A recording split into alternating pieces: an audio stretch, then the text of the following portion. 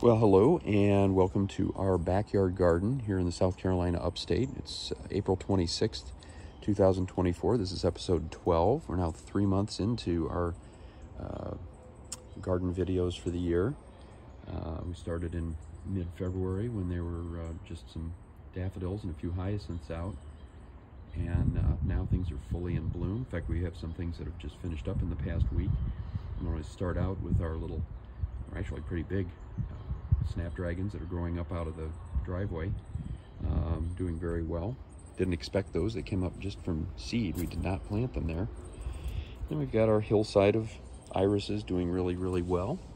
And we probably will get another couple of weeks of color, maybe 3 weeks out of these. Usually they bloom well into May. We get about 2 months worth of irises. The first ones that came out were white. They were down in here, and then the bigger bearded ones blooming now, and more of them over here. As I'd said on our earlier front yard video, it's an overcast day, not what we've had a lot of this year. Most of our videos have been on sunny days, but it's not unpleasant. It's about 55 degrees right now. It's supposed to be about 70 by the end of the day. Now, something here, these look like a bunch of weeds, but I'm going to show them a little closer. These are actually cleome, and these, we have tons of them. I'm looking around. I had to be very careful when I was spraying for weeds last week because cleome are coming up from seed from ones that we had through here last year, and they'll usually get to be about 3 or 4 feet tall and bloom through the end of the year. They're really neat pink flowers, pink and purple, that we'll get later on, but they're just breaking ground now. Here's our big yellow knockout rose, doing really well, much better than last year. It's a real beauty, and we can see it from the house, which is cool. We did a little bit of work last evening in the garden before it got dark. Didn't finish the work. And here, this is actually a good example of what goes on. We put some bulbs down in here. These are gladiolus bulbs. We didn't get them buried, but you can kind of see how red the soil is. This is the natural soil here in the upstate of South Carolina. It's dreadful. And a lot of people struggle with getting gardens to grow because of that. It's not fertile. That's why this area never really developed all that much with farming. And it was really bigger economically with textiles, because the cotton and everything else was grown elsewhere and then brought here to be processed in the factories. And it's because of this red soil. It has a very high iron content, very hard, very difficult to dig in.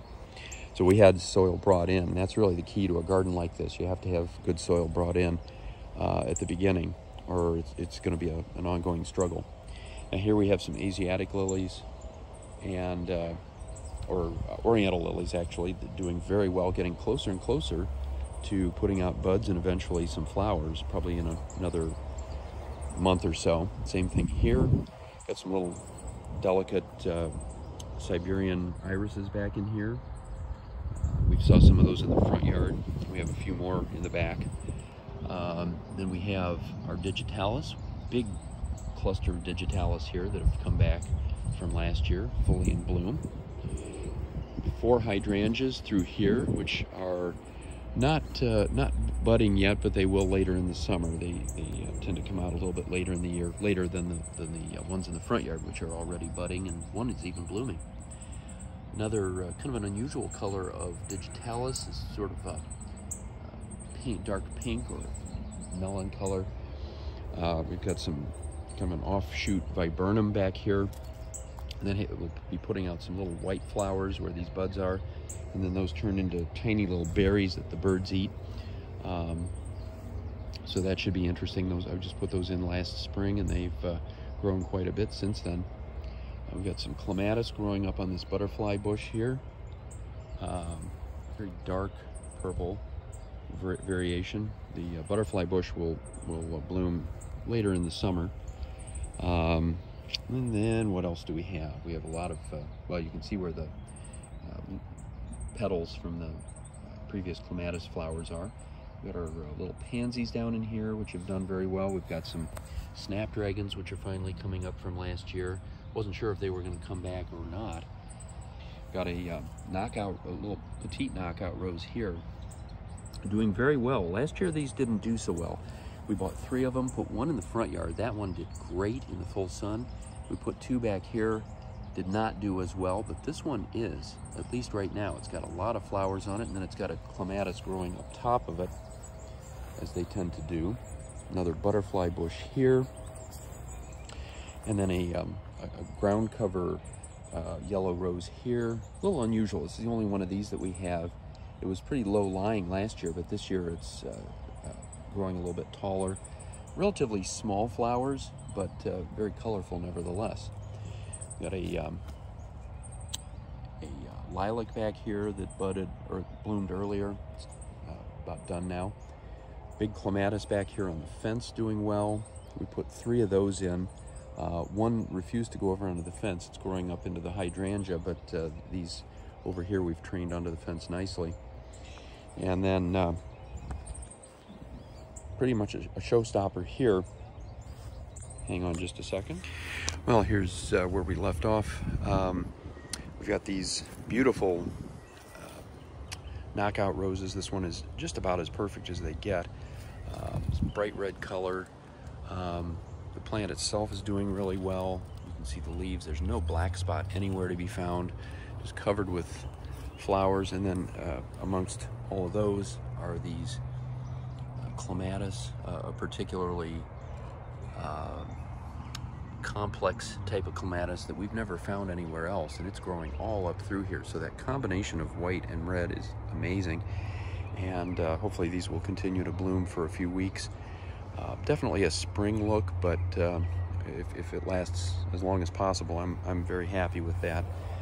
We've got another petite knockout rose here, doing well. Hopefully it'll continue to.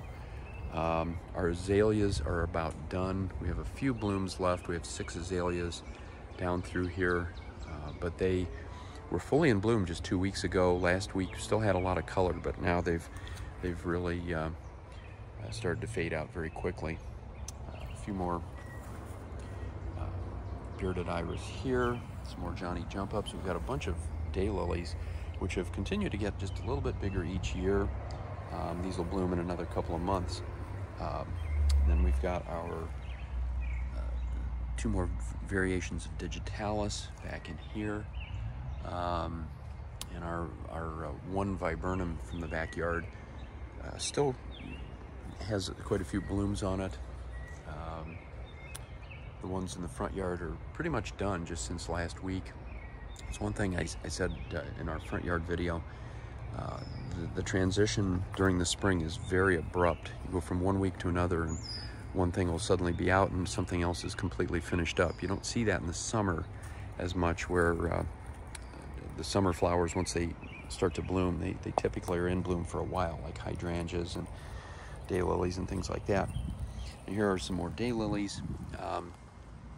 We have a lot of daylilies, probably 40 different variations of them throughout the yard, and we got a lot of them just from Walmart and Lowe's and so forth, just a garden variety. But we also have gone to a daylily farm and gotten some more say specialized hybrid types. Those typically have not done as well. The ones that are smaller, they still give us flowers, but they take longer to develop. They're just a little more slow growing. We've got some of those here as well. And then in this area we have lamb's ear. I always talk about this one because it's a unique little plant, just a ground cover plant, doesn't give us any flowers.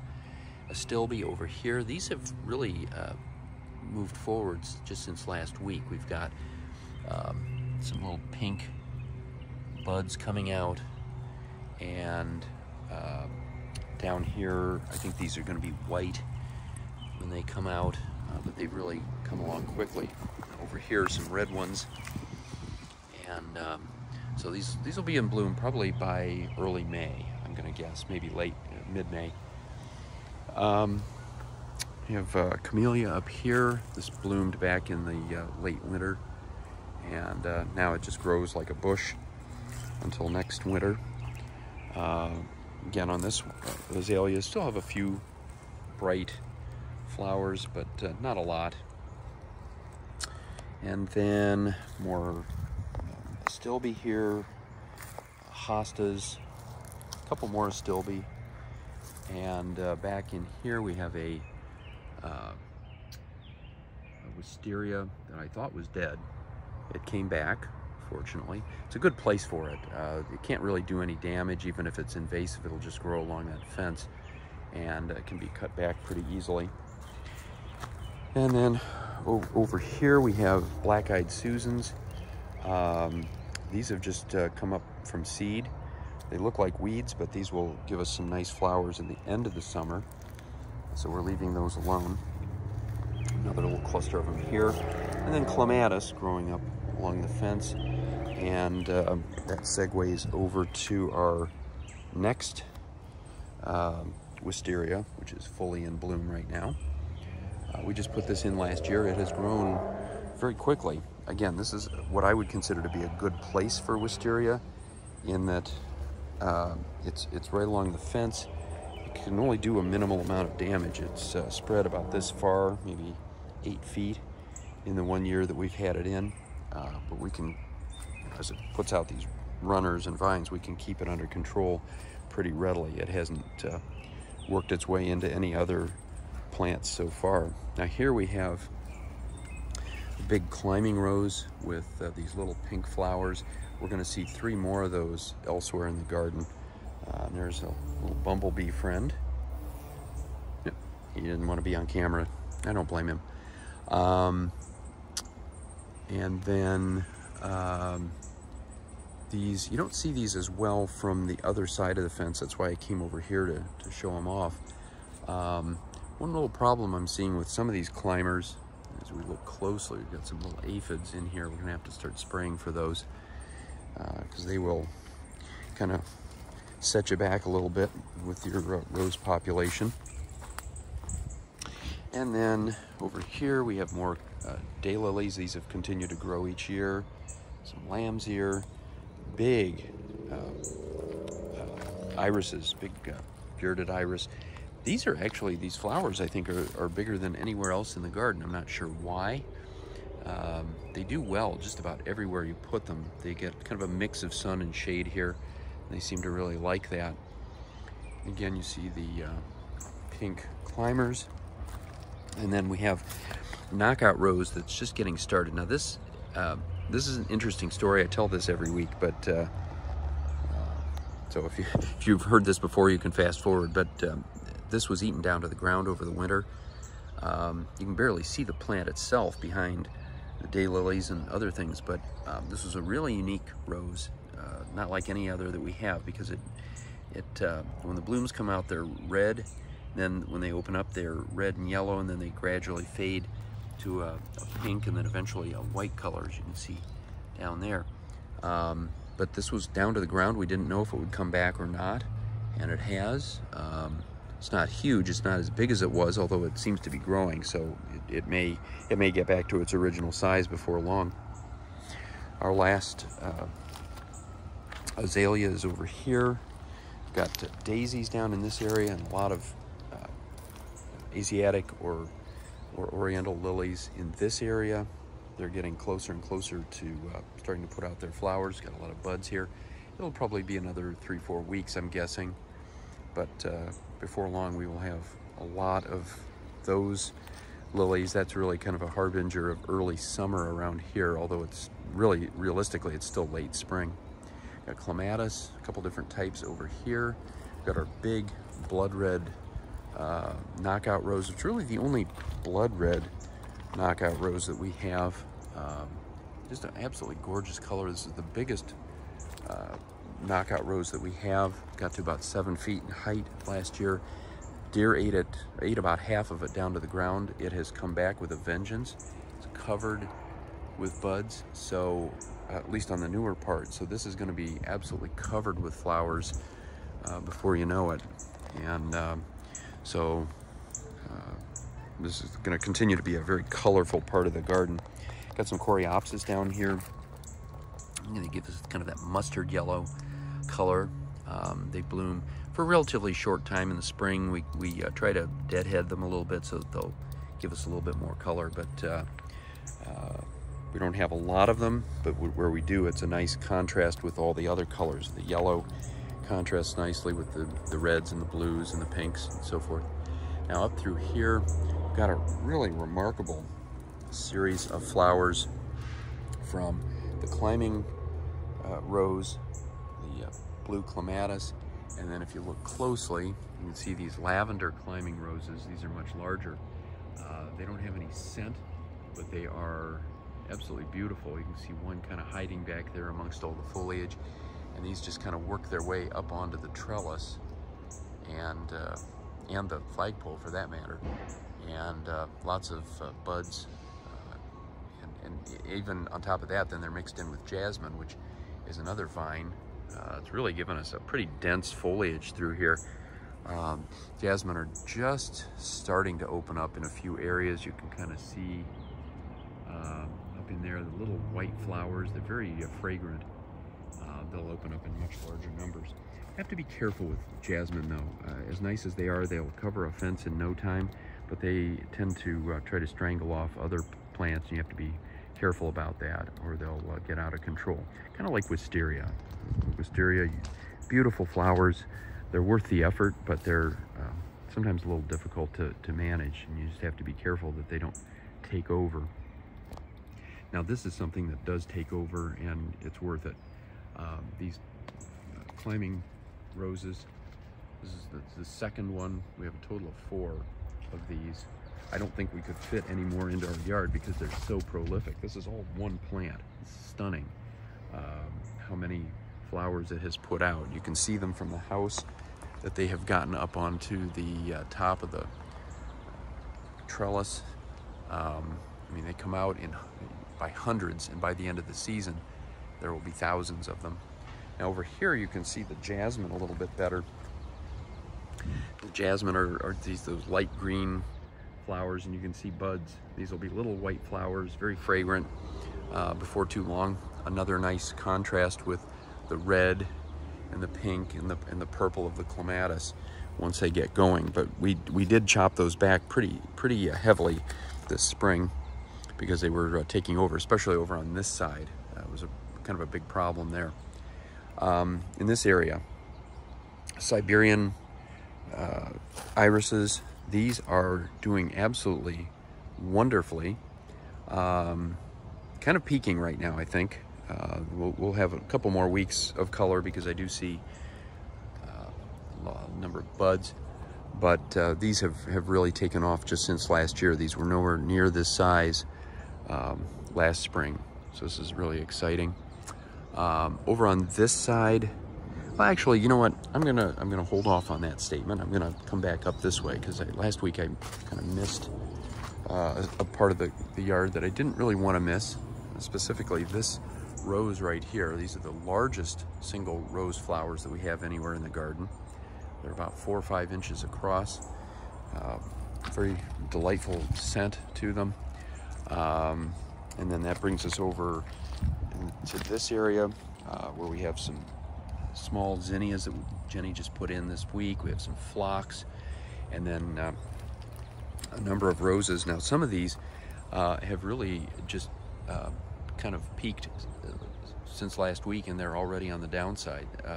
This pink rose will typically get black spot and not put out a whole lot more flowers the rest of the year. At least that's been our experience. Same thing with this one that's more of a coral color over here. It peaked a couple weeks ago. It's getting some black spot, and it'll probably be done before too long for the year. And then we have a lot of Veronica back in here. This will give us some beautiful purple flowers later in the spring. Daisies over here. And then last night we came over to this area and put in a lot of bulbs for oriental lilies. So those will be coming up later in the spring. And down here you can just see breaking the ground, these little shoots are calla lilies. This is the one that we've had in for the longest. It comes up the first out of any of them. It'll give us some beautiful purple flowers later on. And then, as we look up through here, really dense area of foliage again. This is just covered with climbing roses, clematis, jasmine, constant transition of color. The red roses, clematis will continue to bloom off and on. We've got 3 or 4 different colors of clematis over here. And then back in this direction, another one of the pink climbing roses. Camellia here, as I said before, that bloomed late in the winter, but it's done now. Our butterfly bush here is just kind of hanging out until it starts blooming later on in the summer. And then as we come over to this side, we've got wisteria number 3. Thought this one was dead, but it's coming back. I don't think it'll bloom this year, but at least it's alive, doing pretty well. We got clematis up here, doing really well. These have taken over for the roses that were eaten down to the ground by deer. Those have not come back. We had 3 of them that were just completely devastated by deer. Kind of sad, but it happens. More clematis here. We've got some scattered gladiolas that I don't think are really going to give us much color this year. They seem to be just kind of pooping out, as tends to happen with glads. Clematis over here. Wisteria coming from our main one that you're going to see in a few seconds. Irises, more clematis, and then our weeping cherry tree, which looks more like a clematis tree, or not clematis, but more like a wisteria tree, because it's got all these wisteria buds on it. And those are coming from over here, where our main wisteria is. This has been growing for 4 years.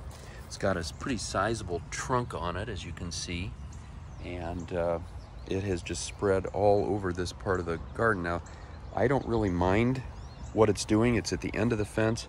It's in an area where it really can't do any damage, with the exception of this tree. So once the blooming has stopped in another few weeks, I'm going to come in and chop back some of this so that it's not taking over the tree. I don't want it to do that. I want the tree to be healthy and happy, and it's not going to be healthy and happy if it has a wisteria taking over. On this side, you really see all the blooms, hundreds of them. Absolutely beautiful. It's a real symbol of the South. Very fragrant, very, very pleasant little, not little, but very pleasant plant. Now down in here we have canna. Not a big fan of those. They didn't do that well last year, but they're still, we still have them growing here. They're kind of surrounded by railroad ties, so they can't take over. They're very invasive, kind of a nasty plant, frankly. I will say, now we got an interesting little thing here. This is a strawberry, just kind of a wild strawberry that's grown up in here, and you see this little fruit that they've put out just this spring. I see another one down here.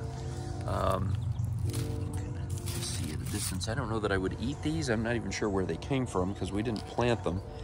They just sort of appeared. But they may be okay, they may not be, but I'm not going to take a chance. We have some weeds back in there. We need to kind of get back in there and take care of that. Iris is here, and more of those climbing roses. Absolutely beautiful. So when you look at this side of the fence down here by the pond, and actually if you really look closely, you can see what looks like residue on the top of the pond. It's pollen. We've had 3 distinct periods of pollination of various native plants here, and you'll see a film on the water, and you know that you're going to have itchy eyes and runny nose that day. It's not one of my favorite parts of being down in this area, but if that's the worst thing that happens, I can deal with it. Again, climbing roses, clematis, irises, you name it on this side of the garden. It's absolutely beautiful. This is the best time of the year for this garden, this particular garden, because it is kind of top heavy with spring and early summer flowers. But even after all of this is done, we're going to continue to have flowers. The irises will be gone, the wisteria will be gone, but the knockout roses will continue to bloom. The climbing roses will continue to bloom. The clematis will continue to bloom. So, you know, we're gonna, at least half the color that you see right here is going to remain really throughout the rest of the year. Now, as we continue up back towards the house, we're going to finish up with this bed here, and the irises up against the house. These are really, I think, fully in bloom right now. This is kind of their peak. They've more than doubled since last year. We had just a smattering of them in past years, and they have just taken off. This has been a fantastic year for irises, just amazing. So far, it's been a fantastic year for roses as well. We had a lot of roses that were just sort of lingering, not necessarily doing all that well. This has been a banner spring for them. And I don't take that lightly, because not every year is good for roses. You get some good years that are good, some not so good. And roses can be fickle. So when they're doing well, enjoy it. Veronica here, we put these in last year. Just starting to get these first purple stalks. These will be bright purple before long, and got more of them up through here. This is an area where we had a bunch of weeds that had kind of taken over a couple Veronica that we put in. We had to kind of kill off everything to get the weeds to go away. It was unfortunate, but sometimes you end up having to do that. And here we've got another one that's even a little bit further in bloom. Some more lavender roses. We've got one here that finished up. It's covered with black spot. It may be done for the year. This one died. We're gonna have to take that out.